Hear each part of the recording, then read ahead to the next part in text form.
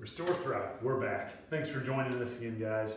It is CrossFit open season again, and we are going to spend some time this month talking about CrossFit. Today, we're going to give you some guidelines to follow if you're looking to try CrossFit for the first time.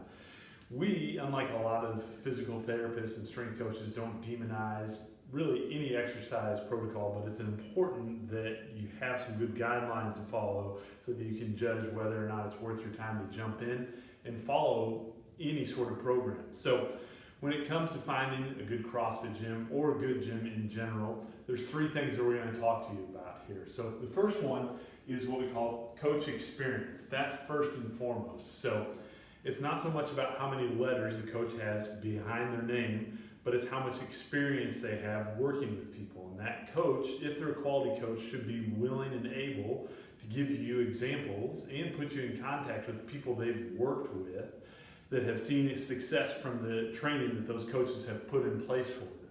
So that's number one. The second is looking at the gym. Is it more of a one-on-one setting or is it more of a group setting? And we know CrossFit is famous now for its group workouts, but we know that Greg Glassman, who started CrossFit, started as a personal trainer. And the way that he ran his clients through personal training was that they had to exhibit that they were competent in one-on-one training before they were allowed to join his group training classes. And we really love that model because what that tells us is that the coach is looking at the individual and is not just trying to get as many people in as they can, but is trying to do a quality job of instructing and educating each client that they have. So we want to see in any gym that you go to that you have the opportunity to work one-on-one with your coach for as long as it takes for you to become competent at these movements. And that filters into point number 3, which is what is the training approach in the CrossFit gym? Is it scaling or is it the idea of progression and regression? Scaling basically means that I have weight on the bar, and if you can lift it, I might add a little bit more. If you can't lift it, I'm going to take a little bit away, but I'm not really concerned about is your form good to begin with. Whereas when we talk about progression and regression, what we're talking about is, again, that idea of do you have fundamental mastery of basic human movements?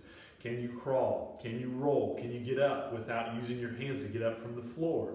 And if you don't have some of those fundamental patterns, we're going to work on those fundamentals before we put a barbell in your hand or a dumbbell in your hand or start to have you competing with other people. So we want to see again that you have a quality coach who's open and willing to talk to you about their approach, that you have the opportunity to train one-on-one, and that you have a style of training that allows you to make actual measurable progress, and not only progress, but is able to expose the things that you're not good at and help you get better at those.